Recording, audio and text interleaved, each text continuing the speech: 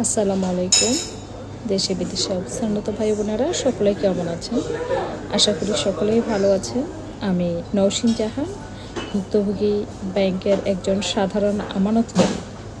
আমি দীর্ঘ কয়েক মাস যাবৎ বিভিন্ন আন্দোলন সংগ্রামে যুক্ত আছি। আমার এবং আমাদের সকলের ন্যায়সঙ্গত অধিকার অর্জনের সংগ্রামে নিজেকে বিলিয়ে দিয়েছি। আজকে আমানতকারীরা, আমাদের সাধারণ যে ভাই বোনেরা আছে, রেমিটেন্স যোদ্ধারা আছে, প্রবাসী রেমিটেন্স যোদ্ধা এবং সিনিয়র সিটিজেনেরা আছে, আসলে আমরা আদৌ জানি না এই হয়রানি, এই প্যারেশানি এটা শেষ কোথায়। আমাদের মূল টাকার কোনো সুনির্দিষ্ট রোডম্যাপ দেওয়া হচ্ছে না।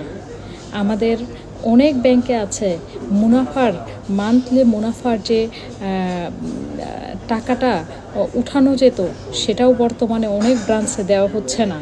অনেক বলা হয়েছিল, বাংলাদেশ ব্যাংক থেকে বলা হয়েছিল অনেক কিডনি এবং ক্যান্সার পেশেন্ট ফুল টাকা পাবে, আসলেও সেটাও দেওয়া হচ্ছে না। তাহলে আসলে তারা কারা টাকা পাচ্ছে, কারা এই সুযোগ সুবিধাগুলো পাচ্ছে, এটা আমাদের অজানা। আজকে বলা হচ্ছে হেয়ার কাট উঠিয়ে নেওয়া হয়েছে। আদৌ কি হেয়ার কাট উঠিয়ে নেওয়া হয়েছে? হেয়ার কাট উঠিয়ে নেওয়া হয়নি। আপনারা একটু চোখ কান খুলে চিন্তা করুন।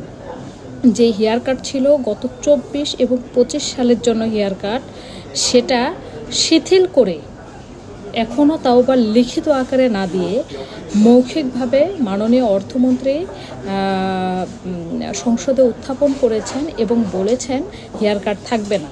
আসলে হেয়ার কাট থাকবে না এই কথাটি বলার আগে গত 29শে জুলাই একটি নতুন প্রজ্ঞাপন জারি করেছে, যে প্রজ্ঞাপনে 2%, 3%, 4%, 5% মুনাফার হার তারা নির্ধারণ করেছে।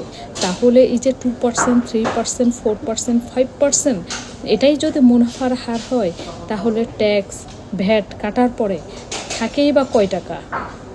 আপনারা যদি হেয়ার কাট করতেই হয় হেয়ার কাট করেন, করে মূল টাকাটা গ্রাহককে ফিরিয়ে দিন। আবার অনেক ব্রাঞ্চে হেয়ার কাট ছাড়া অটো রেনু করা হচ্ছে না। এটা কোন অবিচার করা হচ্ছে? এটা কোন জুলুম করা হচ্ছে?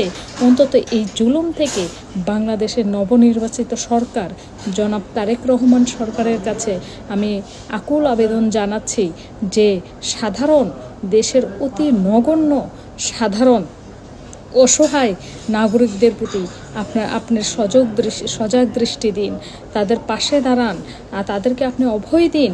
আপনি তো জনদরদি একজন সরকার, আপনি তো জনগণের সরকার, আপনি কোনোভাবেই এই দায় এড়াতে পারেন না। এই দায় এড়ানোর মতো কোনো সরকার বাংলাদেশে নেই। সুতরাং আমি বলবো, মাননীয় অর্থমন্ত্রী, মাননীয় মন্ত্রী, এমপি থেকে শুরু করে মাননীয় প্রধানমন্ত্রী জনাব তারেক রহমান, আমি আপনার কাছে একজন নগণ্য আমানতকারী হিসেবে আপনার কাছে এই ভিডিওটা তুলে ধরলাম। আমার প্রবাসী রেমিটেন্স যোদ্ধা ভাইদের দিকে তাকান, আমার সিনিয়র সিটিজেন ভাইদের দিকে তাকান, আমার বিধবা বোন তাদের দিকে তাকান। দয়া করে আপনার কাছে অনুরোধ করে বলতেছি, আমাদের হাত পা বেঁধে আমাদেরকে কোনো কিছু করতে বাধ্য করিয়েন না। আমরা অসহায়, আমরা আপনার কাছে জিম্মি। সুতরাং দয়া করে সাধারণ আমানতকারীদের দিকে তাকান এবং আপনাদের সজয় দৃষ্টি দিন। সকলেই ভিডিওটি প্রচার করে সকলকে দেখার সুযোগ দিন এবং অন্যায়ের বিরুদ্ধে সোচ্চার হন। আসসালামু আলাইকুম।